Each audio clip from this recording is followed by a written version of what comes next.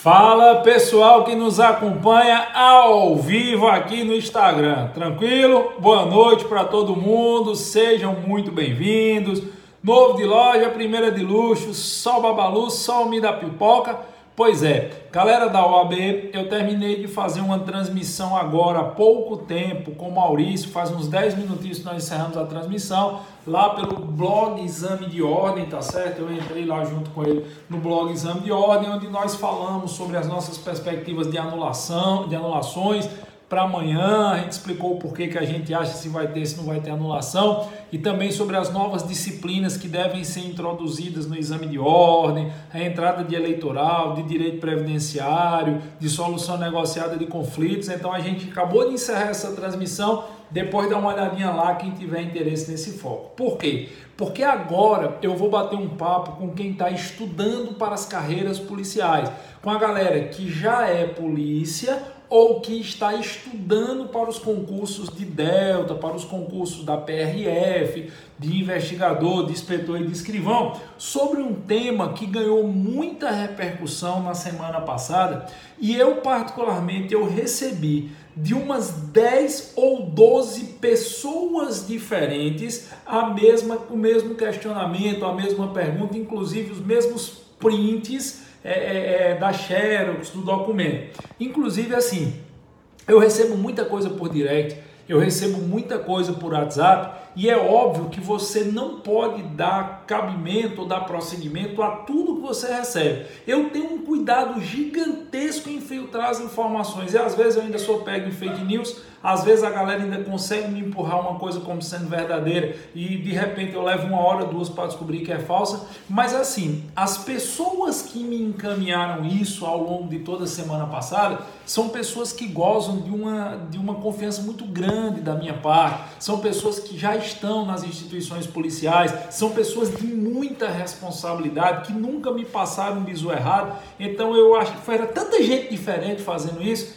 que eu achei por bem levantar e suscitar essa discussão, primeiro para a vida prática e segundo, claro, óbvio, pensando aí até numa eventual arguição dessa natureza em concurso das carreiras policiais. E o que foi?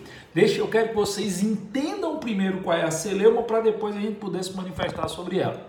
Não vou citar aqui nomes, não vou citar estado, não vou citar pessoas. A minha intenção não é defender ou denigrir a imagem de quem quer que seja, nem tampouco de falar mal de instituições. Eu vou citar o fato. Na verdade, esse fato ocorreu em 3 estados diferentes, mas eu vou citar o que ganhou mais repercussão.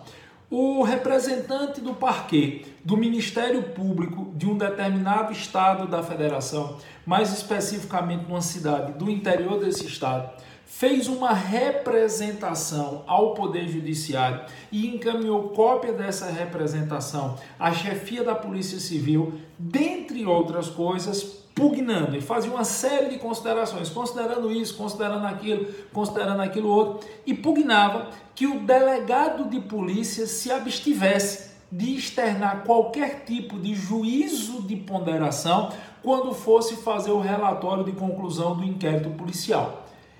Quando a notícia chegou pela primeira vez, eu achei que a notícia estava mal contada. Eu achei que era algo tão desbaratado, tão desproporcional.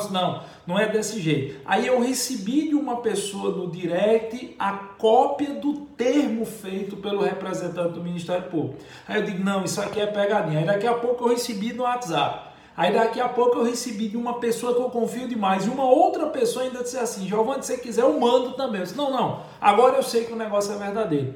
E efetivamente foi feito um pleito, vamos dizer assim, por parte do representante do Ministério Público de um determinado estado da federação, no sentido de que os delegados de polícia, eles se abstivessem de externar qualquer juízo de ponderação na hora que fossem relatar um inquérito policial e que simplesmente fizesse uma narrativa dos fatos, chegando-se ao ponto de dizer lá no termo que o procedimento do delegado de polícia era um procedimento meramente administrativo e narrativo. e que o objetivo do inquérito era ser algo acessório e preparatório à propositura da ação penal. Depois que eu tomei conhecimento desse fato, aí eu, num grupo de WhatsApp muito restrito, muito reservado que eu participo, eu externei o fato e aí 2 colegas de outros estados disseram: ah, professor, isso aconteceu aqui no estado também. Aí mandou o termo de um estado alfa. Primeiro caso um estado beta, depois um estado alfa, depois de um estado delta. E aí eu notei que, na verdade, é meio que algo que está começando a se espalhar pelo território nacional, essa história dos representantes do Ministério Público pleitearem que o delegado de polícia não externe juízo de ponderação. Que o delegado de polícia faça simplesmente uma narrativa dos fatos, sem adentrar em mérito do que quer que seja, mediante a alegação que o inquérito policial é um procedimento administrativo, acessório e preparatório à propositura da ação penal. Bom, vamos lá. O inquérito policial é um procedimento acessório e preparatório à propositura da ação penal? Sim, ele é. Isso eu não posso discordar. Eu tenho que concordar que o inquérito ele é acessório e dispensável. Por quê? Porque o promotor de justiça ele não precisa do inquérito policial para ofertar denúncia. O promotor de justiça ele pode criar a sua opinião sobre o delito, independentemente do que diz o inquérito policial e até mesmo ao contrário do que diz o inquérito policial. É possível, por exemplo, que você tenha um inquérito que aponte pelo indiciamento de alguém e o promotor entenda por pedir o arquivamento do inquérito. Ora, se o inquérito aponta que alguém deve ser indiciado, é porque o delegado entende que existe prova de materialidade do crime e indício de autoria ou participação. Se o promotor de justiça pega esse inquérito e pede ao juiz que decrete o arquivamento, é porque o promotor discorda da visão do delegado. Então, que o inquérito é acessório no sentido de que pode existir a ação penal a revelia ou a contrário senso do inquérito, isso é um fato. É um procedimento inquisitivo, é um procedimento que busca descobrir prova, materialidade e circunstâncias do crime, mas que a ação penal pode existir sem inquérito, isso não se discute. Segundo ponto, o inquérito seria um procedimento meramente administrativo? Hoje eu entendo que não.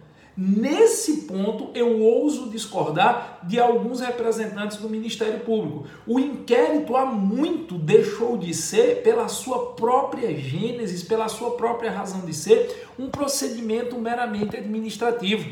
Hoje você não pode mais adotar a postura, e isso serve também para concursos públicos, que o delegado de polícia ele faz meramente procedimento administrativo. Hoje, majoritariamente, a doutrina concorda que o inquérito é um procedimento pré-processual. Ele é muito mais do que um procedimento administrativo, é um procedimento pré-processual. E é aí que entra a grande celeuma. Se o inquérito é um procedimento pré-processual que não vincula a ação penal, é um procedimento pré-processual inquisitivo, sigiloso, que deve ser concluído, é indispensável ao delegado de polícia depois da sua instauração e que não vincula o promotor de justiça. O promotor de justiça pode discordar do inquérito. Ora, se o inquérito tem todas essas características, me parece estranho, me parece obtuso você achar que o delegado de polícia não deve externar nenhum tipo de juízo de valor ou ponderação sobre um fato. Eu respeitosamente discordo dessa ideia de que o inquérito é meramente administrativo e, por consequência, eu discordo da ideia que o relatório de conclusão do inquérito policial deve ser uma peça meramente narrativa, meramente informativa, meramente fazendo constar depoimentos, descrição de perícias, oitiva de pessoas e ponto. Por quê? Por um detalhe muito simples, pessoal. Há muito, os delegados de polícia, eles se tornaram os primeiros filtros da persecução criminal. Eu costumo dizer que os delegados de polícia são o primeiro juiz da causa, mas isso incomoda muita gente. Muitas pessoas tomam essa expressão no seu sentido literal e aí gera certo incômodo. Eu, inclusive, já recebi direct de gente que eu respeito demais, gente, Giovanni, não diga que o delegado é o primeiro juiz da causa, não. O delegado não é juiz de causa. Aí eu passei a dizer que o delegado de polícia é o primeiro filtro da persecução criminal. É na delegacia que o cidadão tem o primeiro contato com a persecutio criminis. Quando o cara procura uma delegacia de polícia como vítima, ou quando ele é conduzido a uma delegacia de polícia como capturado em flagrante, como autor do delito, ou quando ele é chamado para ser ouvido numa delegacia de polícia, ele está tendo muitas vezes o primeiro contato com o ente estatal que vai exercer a persecução criminal sobre aquele caso concreto. E você reduzir a atuação de quem preside esse procedimento, de quem vai ser a primeira face que a persecução criminal terá diante da coletividade, a um mero procedimento de natureza administrativa, é, ao meu sentir, você rebaixar a atuação do delegado para algo que está muito, mas muito aquém do seu nível de preparação e da sua capacidade de entrega. A administração pública deve prezar, entre outras coisas, pela eficiência. E por muitas vezes o delegado, sendo proativo ao exercer sua atividade, ele está dando à persecução criminal uma eficiência que talvez possa resultar em menos ações, em menos erros, no encarceramento de pessoas que não precisavam estar encarceradas ou no encarceramento de inocentes. Nós temos diversos filtros da persecução. Quando eu era estudante de direito, eu estava até comentando, deixa eu ligar aqui, liga, meu filho. Eu estava até comentando com o Maurício na outra live, quando eu era estudante de direito, a gente tinha uma ideia diferente do direito penal que nós temos hoje. Nós tínhamos a ideia seguinte, que o primeiro filtro do direito penal dava-se com o recebimento da peça acusatória e o segundo filtro com a apreciação do recurso.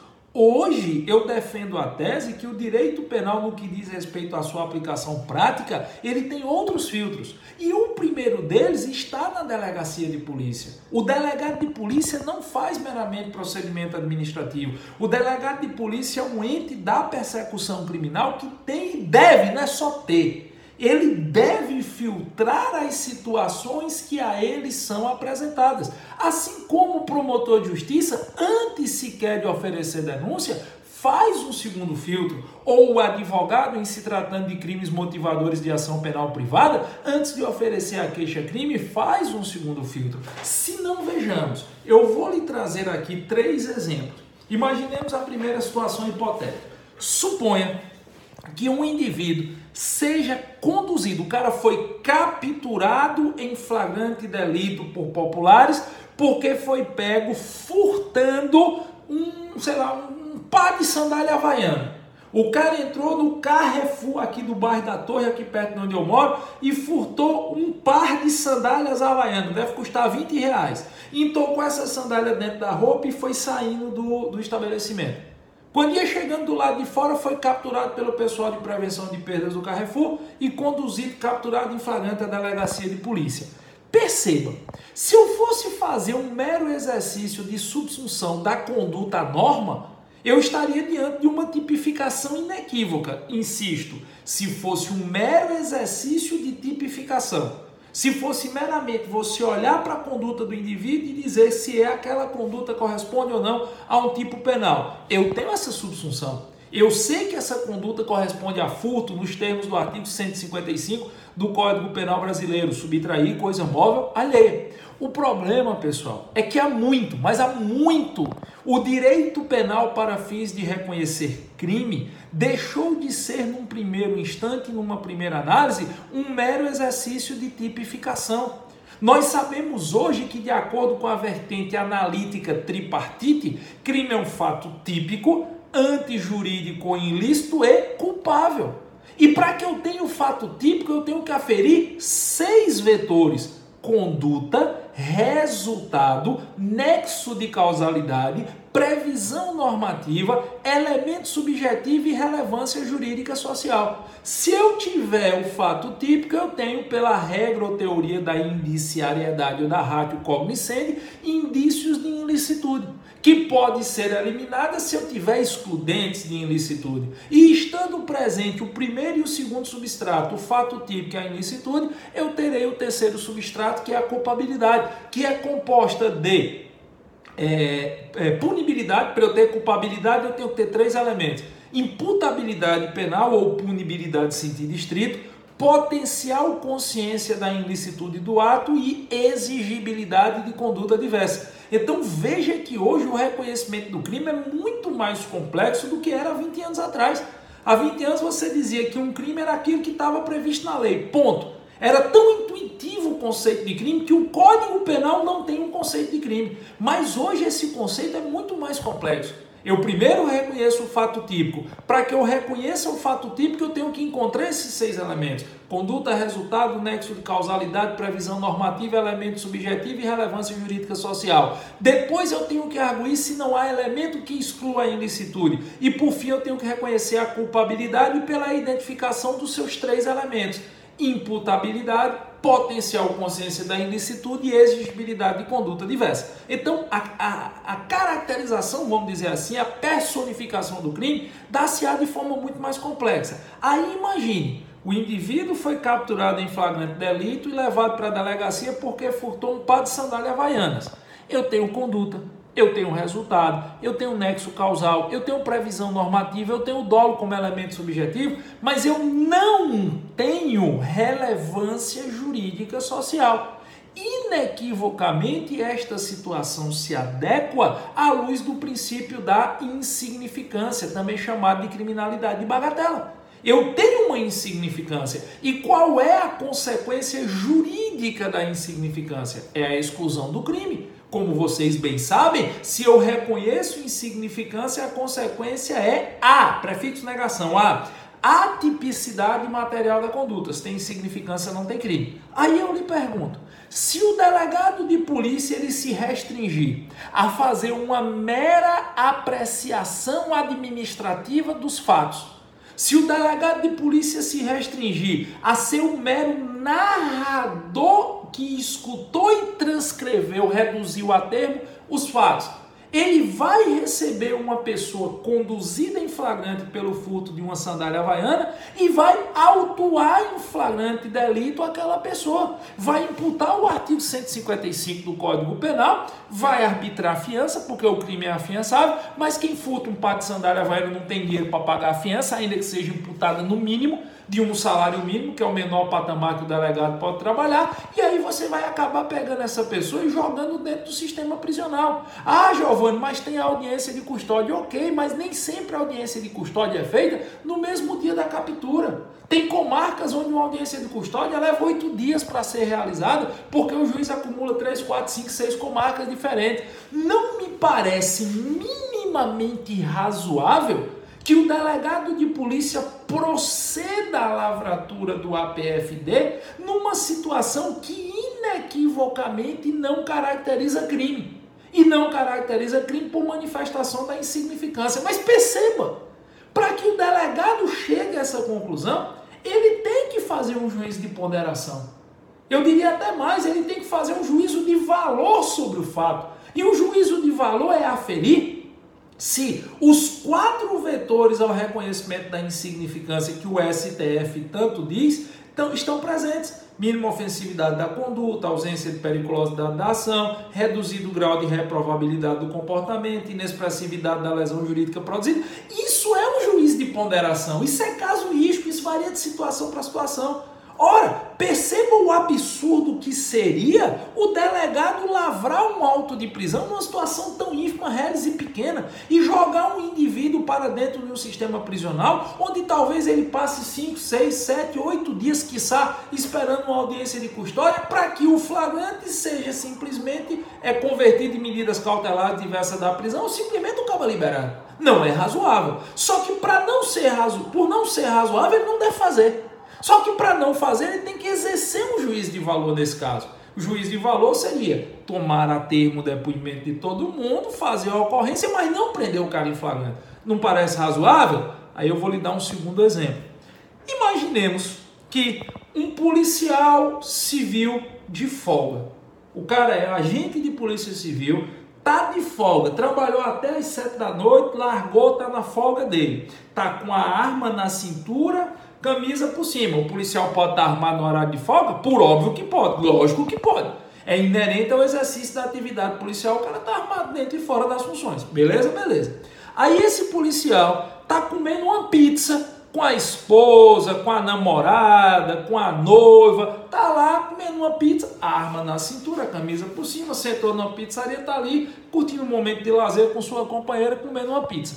De repente, as almas cebosas chegam para roubar. Os meliantes avançam em direção a ele. A gente sabe que na hora que um meliante pegar um policial numa situação dessa, se descobrir que o cabo é policial, ele vai matar. Sabe por que ele vai matar? Porque bandido não tem pena de ninguém, não. Esse pantinho do povo passando a mão e alisando cabeça de bandido aí, me gera uma revolta fora do comum, porque meliante que anda maquinado no meio do mundo aí, ele não tem pena de ninguém, não. Ele não tem pena nem dele. Ele vai para matar ou morrer. E se ele pegar um policial numa situação como essa, ele atira, nem que seja por maldade, nem que o policial não reaja, como teve o caso daquele casal do Paraná, que estava de férias aqui no Nordeste e atiraram na policial covardemente só porque era policial. Então esse policial, ele sabe dessa realidade, ele vive essa realidade. De repente o meliante avança para cima dele, maquinado com 38. Ele saca a arma e atira no meliante. Tiro pega na caixa dos peitos do bandido, o bandido tomba em óbito.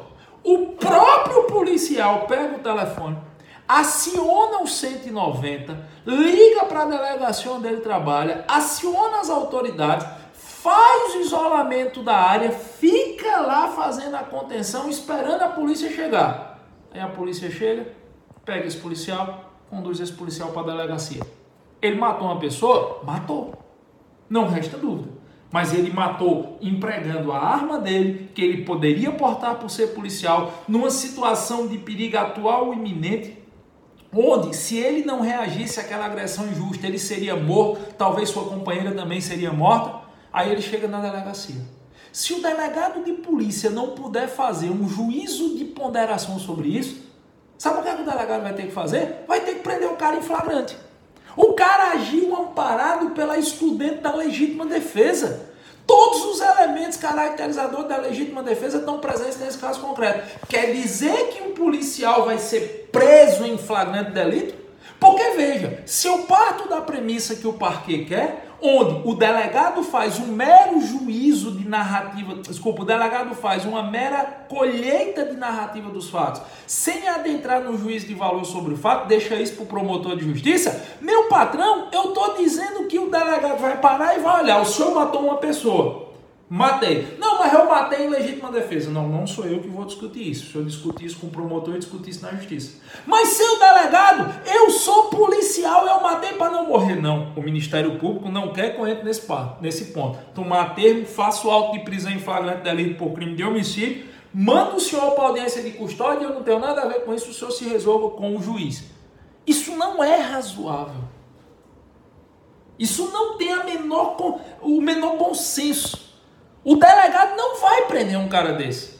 Seria irrazoável, concorda? Ora, só que para o delegado não prender, o delegado tem que reconhecer que os elementos caracterizadores da legítima defesa estão presentes naquele caso concreto. Mas para o delegado fazer isso, ele tem que fazer um juízo de valor. Ele tem que fazer um juízo de ponderação. Por exemplo, a legítima defesa presume moderação. Moderação no sentido de que eu vou reagir até fazer cessar a capacidade ofensiva do agressor. Esse limite de você saber se foi moderado ou se não foi é casuística.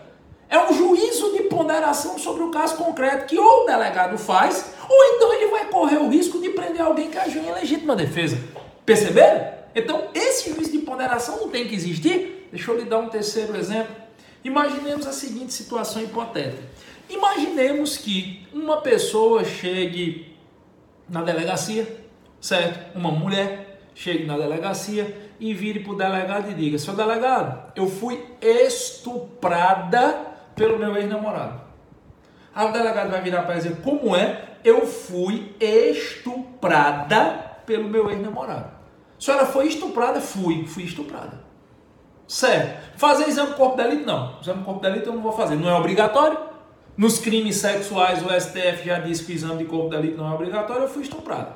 Se o delegado for fazer simplesmente um juízo de adequação do que está sendo narrado a lei, ele vai estar diante de uma pessoa que está sendo acusada de estupro. Concorda? Beleza. O delegado vai instaurar um inquérito policial para apurar um crime de estupro. Ah, Giovanni, mas instaurar inquérito não gera antecedente, não gera reincidência. Meu amigo, uma pessoa de bem, uma pessoa de bom senso, uma pessoa razoável, só precisa que o núcleo social onde ela está inserida saiba que ela está sendo investigada no inquérito pelo crime de estupro. Ainda que o relatório de conclusão do inquérito aponte que ela é inocente, o dano já está feito. O prejuízo social já está feito. Sempre vai recair uma dúvida sobre a retidão daquele indivíduo. Ele pode perder emprego. Vocês lembram do caso da escola de base de São Paulo? Que deu no aqui e agora que os donos abusavam sexualmente das crianças e depois se descobriu que não era. Aqui em Pernambuco a gente teve, no sítio da Trindade, que é um local de festas populares aqui em Recife, umas meninas de 16, 17 anos que disseram que tinham sido vítimas de estupro. Os jornais noticiaram que elas tinham sido estupradas, a Polícia Civil chegou à conclusão hoje que não teve violência sexual nenhuma, que elas estavam mentindo. Aí imagina só, a pessoa simplesmente chegou e disse, eu fui vítima de estupro. Ok? Se levanta e sai. O delegado instaura o inquérito, baixa uma portaria e faz o inquérito, tem 30 dias para concluir, todo mundo fica sabendo que aquele indivíduo foi investigado ou está sendo investigado por ser estuprador. Daqui a pouco o pessoal vai dizer, ele é estuprador. Perceberam? Se o delegado não puder fazer esse juízo de ponderação, ele vai simplesmente ouvir, relatar, baixar uma portaria e instaurar inquérito. Mas é óbvio, é lógico, é claro e é evidente que o delegado não vai simplesmente ouvir a história e baixar uma portaria para instaurar inquérito. Ele vai conversar, ele vai perguntar, ele vai querer ouvir, mesmo o exame de corpo de delito não sendo obrigatório, a pessoa quando está mentindo, isso tem até um nome em processo penal. Lá no nosso curso do Projeto Delta, eu bato muito nisso, isso se chama Síndrome da Mulher de Potifar. É o nome técnico para essa situação, Síndrome da Mulher de Potifar. Quando a pessoa mente, imputando falsamente a alguém a prática de crime sexual, a doutrina e os concursos de polícia chamam de Síndrome da Mulher de Potifar. Pois bem, o delegado ele vai precisar conversar, ele vai precisar tentar pegar a pessoa ali em casca de banana. Quem mais alguém viu, você estava com quem? Para tentar aferir um mínimo de veracidade. Se ele chegar à conclusão que realmente aconteceu aquilo, ele tem mais é que investigar. Mas ali talvez com 2, 3 diligências antes da instauração do inquérito policial, ele possa descobrir que a pessoa está mentindo. E evitar um prejuízo irreparável para alguém que nada fez. Só que isso é um juízo de ponderação. O delegado deve fazer isso, sob pena de virar um autômato. Se você diz para o delegado, você só pode fazer cara, crachá, carimbar papel, não precisa de concurso para delegado, bota um programa de computador e um escrivão, ponto. É óbvio que ele faz esse juízo de ponderação. Agora perceba, todas as 3 situações que eu coloquei para vocês, elas dizem respeito ao início, ao primeiro contato do indivíduo com a polícia. Auto de prisão em flagrante delito instaura o inquérito, portaria instaura o inquérito. Eu estou dando exemplos do momento que a bronca chega à presença do delegado. Se quando essa bronca chega na presença do delegado, entende-se não só que ele pode, mas que ele deve fazer esse juízo de ponderação, por que ele estaria proibido e obstado de fazê-lo ao relatar o inquérito? O delegado, muitas vezes, ele pega a situação no quente, como a gente diz. Há o caso vivo, a lembrança muito clara na cabeça das testemunhas, os vestígios muito aparentes, a agonia no juízo do agressor e da vítima. Então, talvez o delegado ele tenha muito mais condição de ter uma proximidade com o caso real, com o cerne, com o âmago do caso real, do que quem pegar isso 6, 7, 8 meses depois para oferecer denúncia. Então, se é razoável eu imaginar que o delegado faz e deve fazer um juízo de ponderação para evitar, por exemplo, lavrar auto de prisão contra quem agiu em legítima defesa, para evitar de baixar uma portaria instaurando inquérito policial para uma pessoa que nunca cometeu crime, que não tem indício nenhum de autoria ou de materialidade do fato, como é que você vai querer que depois, na hora de relatar o inquérito, ele venha se abstrair? Como é que você vai querer que depois de todo o processo no sentido de processo investigativo, procedimento investigativo, depois de toda a fase inquisitorial, ele vai simplesmente se abstrair e fazer um mero relato desprovido de juízo de ponderação. Não é razoável. Não vejo o porquê. Eu não entendo o porquê do temor do Ministério Público de uma atuação mais efetiva do delegado de polícia. Com todo o respeito, mas uma atuação mais efetiva do delegado de polícia vem a evitar que o Ministério Público incorra em erros. Vou lhe falar um caso porque os advogados envolvidos no processo me relataram o fato. E eu perguntei, eu posso falar sem indicar as pessoas? Pode. Teve um caso acontecido em Alagoas recentemente, onde um cara que estava solto com tornozeleira. O cara estava, não sei se ele estava com medida cautelar ou se ele estava no semiaberto, eu não entendi direito. Mas ele estava solto e estava com tornozeleira. E o tornozeleira era de raio, o monitoramento dele era raio zero. Para quem não sabe o que significa isso, monitoramento raio zero é que ele não pode sair de casa. Ele tem que ficar dentro de casa. Quando você diz que é raio zero, é porque o cara fica dentro de casa e se ele sair já apita na central de monitoramento. O cara estava com a tornozeleira não foi rompida. De repente, disseram que ele tinha praticado um latrocínio numa cidade a 170 km de distância do local onde ele mora. Ele estava monitorado com a tornozeleira raio zero dentro de casa, no sistema de monitoramento estava indicando que ele estava dentro de casa. E aí, a mãe de uma vítima de latrocínio procurou a promotoria de justiça e disse que quem cometeu o crime de latrocínio foi esse cara. E o promotor de justiça denunciou o cara pelo crime de latrocínio consumado. Ele nem parou para escutar o que o delegado tinha para dizer. Aí o delegado disse, pai, o cara está com raio zero, o monitoramento está aqui. Não, o promotor foi lá e denunciou. Veja, se o promotor tivesse esperado minimamente a conclusão do inquérito policial, o promotor de justiça deveria ter esperado, lido a conclusão do inquérito, teria visto. O cara está monitorado com a tornozeleira, raio zero, o monitoramento está indicando que ele estava dentro de casa, a probabilidade de ter sido ele é muito pequena. A tornozeleira não foi rompida, o lacre não foi rompido, a probabilidade de ter sido esse cara é quase nula. Teria evitado uma denúncia que foi recebida pelo juiz, perceba, foi recebida pelo juiz a denúncia, a ação penal foi instaurada contra uma pessoa que muito provavelmente não cometeu esse crime. Até porque estava monitorado a 170 km de distância. Então, eu entendo que o inquérito policial bem relatado, e o inquérito policial bem relatado é aquele inquérito onde há sim o juízo de ponderação por parte da autoridade policial, só vem a facilitar o trabalho do Ministério Público. Não me parece que polícia e MP sejam rivais em que quer que seja. Não me parece que o fato do delegado externar um juízo de valor, um juízo de ponderação, venha a atrapalhar a atuação do promotor. Por quê? Porque como eu fiz questão de frisar no início da minha live, no início da minha fala, o inquérito não é vinculante da ação penal. O inquérito é dispensável. O promotor não precisa concordar com o delegado. Se o delegado entende que houve um crime de homicídio, o promotor entende que houve uma lesão corporal com resultado de morte, o promotor vai denunciar por lesão corporal com resultado de morte. A titularidade da ação penal pública é dele, não do delegado. Mas também você querer privar o delegado de polícia de externar um juízo de ponderação no relato de conclusão do inquérito é você querer minorar uma atuação que pode ser muito mais efetiva do delegado.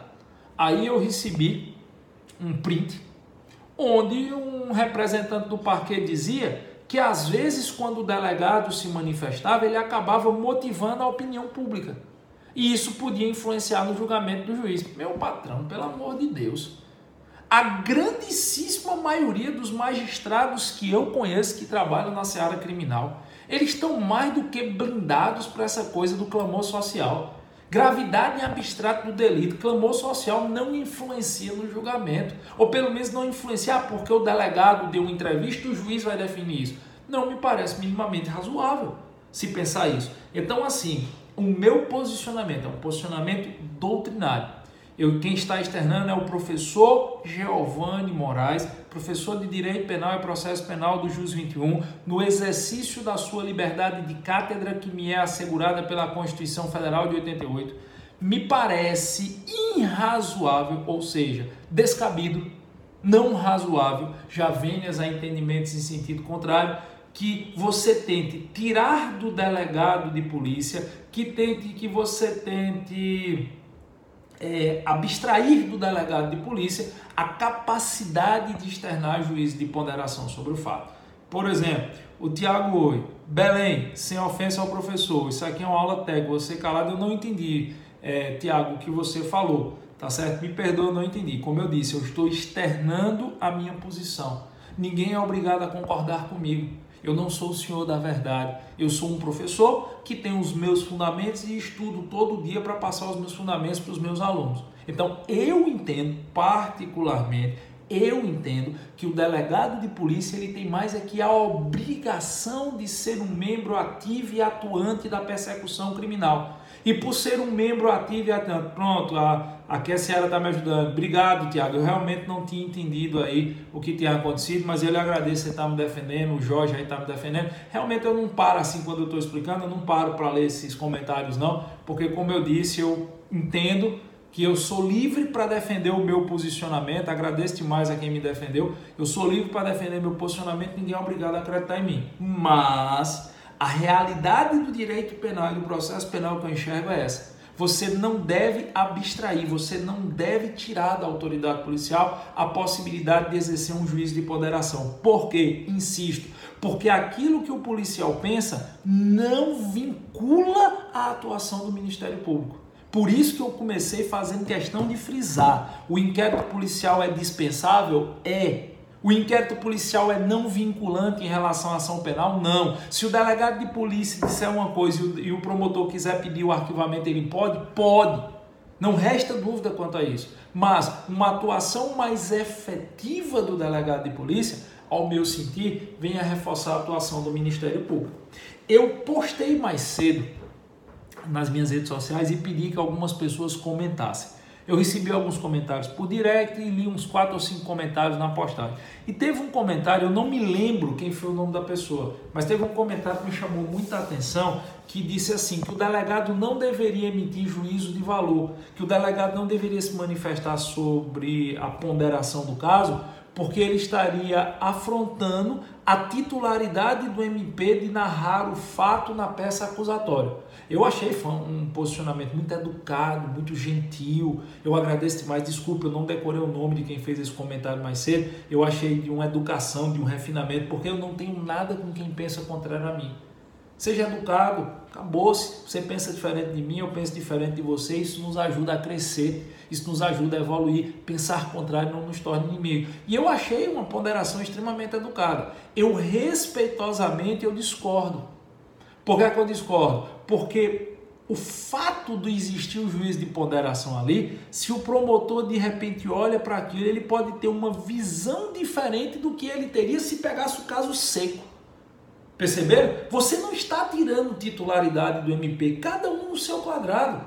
Você não está tirando titularidade de quem quer que seja, você não está ofendendo a legitimidade de propositura da ação penal, nada disso. Mas apenas eu penso assim, ora, imagina o seguinte, eu estou lá no Jus 21, que é a minha empresa. De repente eu tenho um funcionário meu que me faz um relatório financeiro. Quanto melhor for o relatório financeiro que ele passar para mim, melhor é a decisão que eu vou tomar sobre o futuro da minha empresa, concorda? Quanto mais informações e quanto melhor for o trabalho do cara, melhor para mim, mais fácil para mim é tomar a decisão mais acertada. Pode ser que ele erre? Pode. Mas se eu o estimulo a me fornecer elementos de subsídio de decisão, quanto mais elementos ele me der, mais acertada tende a ser minha decisão. É mais ou menos usando essa analogia que eu encaro a atuação do delegado em relação ao promotor de justiça. Quanto mais ele puder trabalhar fornecendo elementos ao promotor, mais elementos esse promotor vai ter para formar a sua opinião de elite. A opinião é do promotor. Ninguém quer tirar essa opinião do Ministério Público, ninguém quer tirar essa titularidade do Ministério Público. Giovanni, como é que as provas de concurso se posicionam a esse respeito? Bom, antes de eu entrar nessa posição, que é a última coisa das provas de concurso, eu queria ler a opinião de vocês. Algumas pessoas escreveram aí, mas desculpa, eu não consigo falar e ler, eu penso, eu não consigo ler ao mesmo tempo. Então eu queria escutar a opinião de vocês. Não precisa concordar comigo, seja só educado, que eu vou ler a opinião de vocês para a gente crescer no debate. A Sinara Cruz, delegada, delegado e ponto. O José Carlos, professor, se tivesse alguém do MP para auxiliar o delegado, seria muito interessante essa pergunta, essa colocação do José Carlos. Seria muito interessante, só que tem um problema prático. A maioria das delegacias tem um delegado, um agente e um escrivão. E normalmente o escrivão é ad hoc. O que é um escrivão ad hoc? É um cara que é, por exemplo, funcionário da prefeitura e é cedido ao delegado. Perceberam? Veja, você não tem a mínima estrutura em delegacia. Imaginar que você teria um auxiliar do MP trabalhando junto com o delegado seria fantástico, seria um mundo perfeito. Isso vai até acontecer nos crimes de grande repercussão, como é o caso da Operação Lava Jato. Mas no dia a dia, infelizmente, José Carlos, embora fosse o ideal, isso não vai acontecer por falta de estrutura. Certo? Timbu, qual é o interesse em obstar o trabalho pré-processual? Veja, eu não sei, não cabe a mim tecer esse juízo de valor, cabe a mim discordar dele, discordar dos promotores que querem obstar, mas a razão não saberia lhe dizer. O Jorge, MP deveria chegar junto, era nos relatórios, cola e copia, é a opinião do Jorge policial, um cara de muita responsabilidade. Pronto, Jorge, eu digo sem medo de errar, é uma das pessoas que quando me dá uma informação, eu sei que ele aferiu a informação, eu sei que ele foi buscar em fonte fidedigna, seria um caminho, Jorge. Marcos, professor, com todo respeito junto às instituições, mas hoje temos um jogo de egos. Se cada um fizer a sua parte, só quem ganha é a sociedade. Marcos Gama tem um posicionamento que eu concordo sim.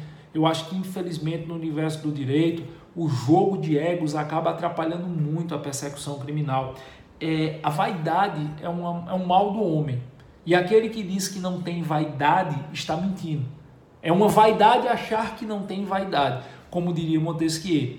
Mas as vaidades precisam ser tolhidas. Eu acho que essa ideia, poxa, se eu estou errado e alguém chega e faz uma coisa melhor do que eu tenho que escutar o que ele tem para dizer. Por exemplo, lá no Jus 21, eu sou o dono do curso do Jus 21. Eu adoro medicina legal. Mas Paulo é muito melhor do que eu em medicina legal. Mas infinitamente melhor do que eu em medicina legal. Eu vou deixar a minha vaidade porque eu sou dono do curso e chegar e dizer eu quero dar as aulas de medicina legal? Não. Eu tenho que deixar para ele, que entende muito mais do que eu. Eu acho que pelo menos essa aferição primária do crime é mais fácil para o delegado fazer do que para o MP. E a vaidade não deveria atrapalhar isso. O Jorge está dizendo que um relatório bem fundamentado faz toda a diferença. Toda a diferença sim. Aí na segunda da capitã onde o Jorge trabalha, Jorge, me lembra aí o nome do titular e da delegada que é substituta. Eu tenho certeza que os relatórios deles são muito bem feitos. A Késia diz... Na minha opinião, é uma forma de mitigação da atuação do delegado. Daqui a pouco vão querer extirpar esse cargo. Eu não acredito que vão extirpar o cargo do delegado. Mas de vez em quando vem essa ideia do tolimento, realmente, você querer tirar e barrar a atuação do delegado, até porque o delegado investiga, né? É aquele cara que primeiro levanta a bola. Tem coisa que o MP nem toma ciência e o delegado levanta a bola. Então, para muita gente, não é interessante ser investigado. Ok? A Larissa... delegado também faz direito, claro, óbvio que faz. Acabar com o exame de ordem, mitigar a atuação do delegado, acabar com o exame de ordem não vai. Quem não é por nós é contra nós, tudo em benefício da sociedade. Acredito nisso, Tiago, acho que tudo deve ser em benefício da sociedade, sim. E eu não vejo motivo de ser contra a polícia, eu acho que você tem que defender a polícia. É curioso, Tiago, eu levo muita porrada. Pronto, o Jorge está dizendo que o titular é Dr. Teófilo. Um abraço, Dr. Teófilo, aí da segunda da capital de Fortaleza. Eu defendo polícia porque eu acredito nisso. Eu acredito que uma polícia valorizada, apoiada pela coletividade, ela faz diferença. Eu acredito que polícia não existe para trazer a ordem, ela existe para evitar o caos. E se você visse o tanto que eu apanho, o tanto que a galera me dá pedrada aqui nas redes sociais, eu simplesmente vou lá e bloqueio quando o cara é muito ofensivo, os directs que eu recebo, as ofensas que eu recebo, porque parece que você, para ser penalista nesse país, você tem que ser garantista extremado. Ou você é daquele cara que a polícia está sempre errada e a alma cebosa está sempre certa, ou você não pode ser penalista. Como eu sempre acho que nós temos que defender o lado que enfrenta a criminalidade, o direito penal tem que ser usado para enfrentar a criminalidade, eu apanho muito, mas muito mesmo. Então, em parte, eu concordo com você, meu patrão. O meu patrão Clóvis, grande advogado Clóvis Aquino. O relatório de conclusão do inquérito policial é um resumo detalhado enviado para o MP com uma importância extrema para o MP denunciar ou não. Concordo, Clóvis, eu penso muito nisso mesmo. Jorge está falando que a substituta é a doutora Ana Nery. Sinara Cruz, na minha opinião, tem um relatório bem feito. O delegado é tão bom quanto o promotor, concordo. Promotor, juiz, todos são tão bons quanto o delegado. O juízo de valor realizado pelo delegado é obrigatório no relatório? Não, Anderson, não é obrigatório. O delegado ele pode se furtar a não fazer esse juízo de valor. Excelente pergunta. Mas você acha que um cara que estuda o que estuda para ser delegado de polícia, hoje os concursos para delegados estão, em minha opinião, mais difíceis do que as provas de magistratura. O cara que encara a carreira policial com sangue de polícia ali, que está estudando todos os dias, você acha que ele vai querer simplesmente ser um narrador de fatos? É você ir de encontro à inteligência do cara. A preparação é o estudo dele. Ele não é obrigado a externar juízo de valor, mas é natural que ele assim o deseje fazer, em minha opinião. Beleza? Tranquilo. Vamos lá. Dani Carlos por aqui. Concurseiro. Exato, PLG. O povo pensa que para ser garantista precisa ser abestalhado. Eu não vou entrar assim, mas é porque o pessoal pensa que para ser penalista você tem que estar defendendo sempre. O Estado está sempre errado em querer punir. Isso não é verdade. O Estado não está sempre errado em querer punir. Nós vivemos uma guerra. Se você não acredita nisso, meu patrão, desculpe, mas você não vive no mundo real. Nós vivemos uma guerra e nós temos inimigos. E esses inimigos são combatidos, não são por mim não. Eu estou aqui no ar-condicionado, dentro do meu apartamento, no 25º andar, falando na internet. Essa guerra está sendo combatida nas ruas pelos homens e mulheres que compõem as corporações policiais. Essas pessoas precisam ser apoiadas. Não é defendendo bandido, não é procurando, fazendo um escrutínio na ação policial para encontrar uma filigrama de erro e dizer que o policial errou e que toda a ação está invalidada, que eu vou vencer, eu vou ajudar a vencer essa guerra, não. Se eu não estou na rua combatendo de fuzil na mão, eu tenho, em minha percepção, pelo menos a obrigação de defender os bons policiais. Os maus policiais não, porque bandido tem em todo canto. Tem professor gente boa e professor bandido, médico gente boa, médico bandido, gari gente boa, gari bandido, engenheiro gente boa, engenheiro bandido, policial gente boa, policial bandido, porque ser bandido é da essência humana e não da profissão. Entenderam? Bom, cadê? E aí chegou a pergunta da Késia, vem bem a calhar. Qual é a posição majoritária? Qual é a posição majoritária? Qual é a posição que deve ser levada para concursos públicos? Vamos lá. O posicionamento hoje para os concursos de delegado, e ano que vem vai ter concurso de delegado a dar de rodo. 2019 e 2020 são os 2 grandes anos dos concursos das carreiras policiais. Eu particularmente acredito que o posicionamento que deve ser adotado hoje é o posicionamento que eu externei. Não é porque eu penso assim, porque vocês sabem que o que eu penso ou deixo de pensar não vale numa cibalena. O que eu penso ou deixo de pensar não vale no Big Big, não vale no bombom chachá, não vale no pirulito zorro, não vale no pirocóptero, não vale no copo de quissuco, não vale de porra nenhuma. Certo? Eu sempre digo nas aulas, minha opinião é essa, mas não siga a minha opinião, siga o que entende a jurisprudência e a doutrina.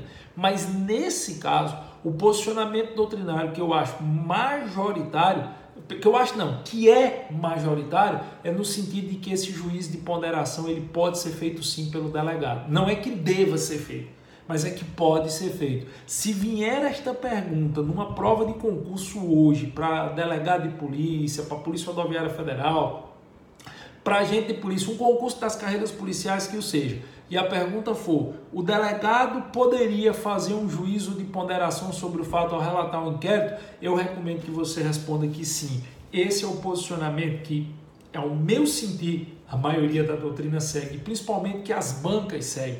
Por quê? Porque é aquilo que pensam os delegados, é aquilo que pensa quem vive o direito penal no seu dia a dia. Beleza? Tranquilo? Novo de loja? Antes de eu encerrar a transmissão aqui, eu preciso mais uma vez reforçar, o Timbu está dizendo, a política pública adotada nos últimos 30 anos foi inverter os valores e o papel das entidades representativas dos direitos humanos. Concordo. Defender direitos humanos é uma coisa maravilhosa, mas você não pode defender direitos humanos sacrificando a coletividade. O Delta 2019, 40% de desconto, o JRS Robson, é isso mesmo. O que o Robson está falando aqui É porque nós ativamos hoje no JUS 21 a promoção de Natal do JUS 21. Fizemos ano passado e estamos fazendo esse ano. É a última promoção do ano. Chega no final do ano agora, a gente durante 3 dias, nós colocamos todo o site do JUS 21 com 40% de desconto. E aí, se por exemplo você quer estudar para delegado de polícia, para a prova da PRF, que o concurso vai ser em fevereiro e as inscrições já estão abertas, vão até o dia 18 as inscrições para a PRF.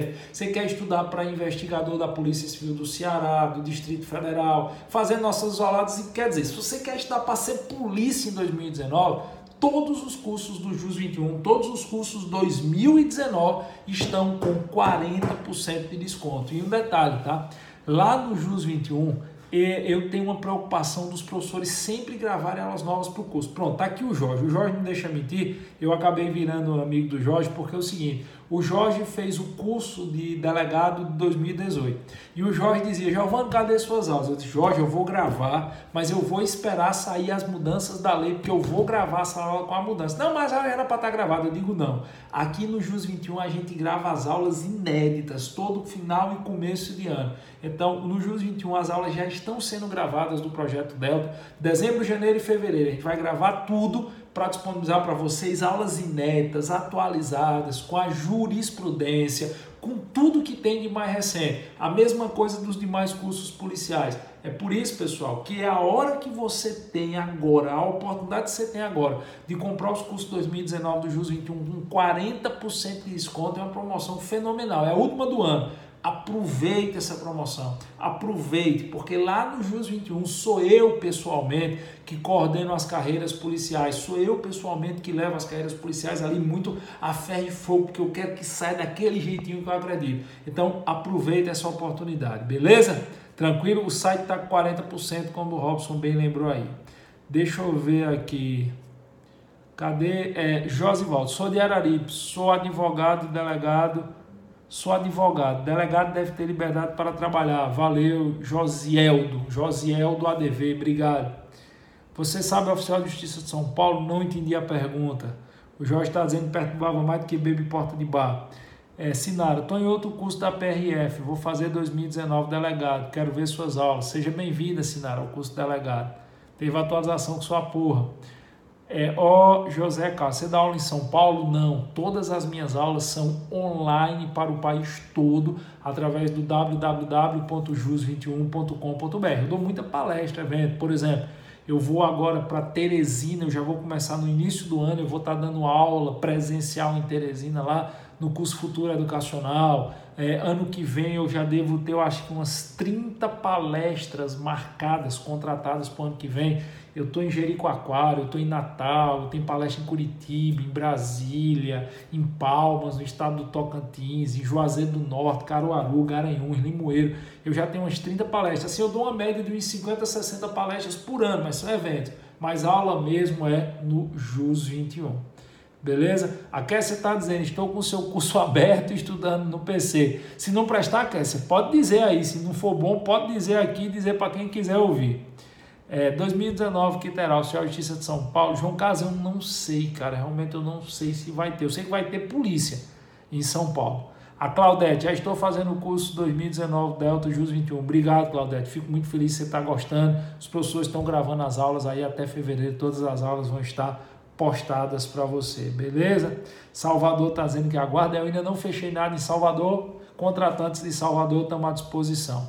Aula no Rio de Janeiro tem que ter, será um prazer receber, muito obrigado, Aline.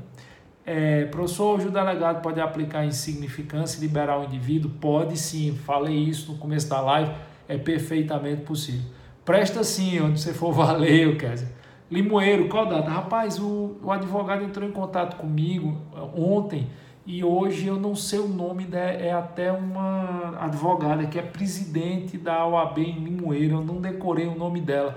E eu sei que a gente acertou hoje de fazer essa palestra, ele perguntou quanto eram os honorários, eu disse, e a presidente da OAB de Limoeiro ficou só de mandar a data, mas é agora em fevereiro, eu só não sei decorar a data, eu estou aguardando a presidente da OAB daí me confirmar a data. Claudete, o senhor acha como será o nível dessa segunda fase penal? Claudete, amanhã eu faço uma live falando sobre isso. Vamos esperar ver as anuladas? Vamos esperar ver se quantas vão ser anuladas, se uma, se duas vão ser anuladas amanhã. Aí amanhã eu faço uma live falando sobre isso. Beleza? Bom, crianças, Garanhuns vai ser quando? Vixe, agora você me pegou. Doutora Ana Paula já me contratou para Garanhuns, Caruaru e Juazeiro do Norte. É uma das grandes contratantes que eu tenho, doutora Ana Paula. Se eu não me engano, é em maio, mas eu vou ficar lhe devendo essa resposta com mais precisão. Onde você vai ministrar aula em Teresina, num curso chamado Futuro Educacional. Futuro Educacional, procura no Instagram que você acha. Beleza? Bora para Jeri, eu tô em Jeri lá com os meninos do Notório Jurídico, tá?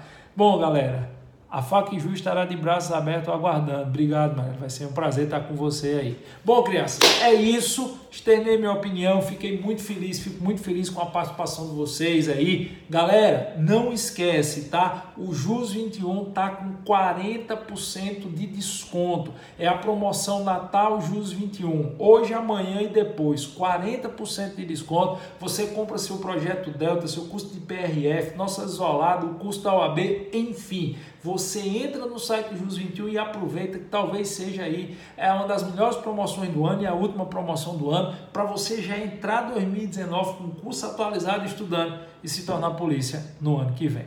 Beleza? Tranquilo? Um cheiro para quem for de cheiro e um abraço para quem for de abraço.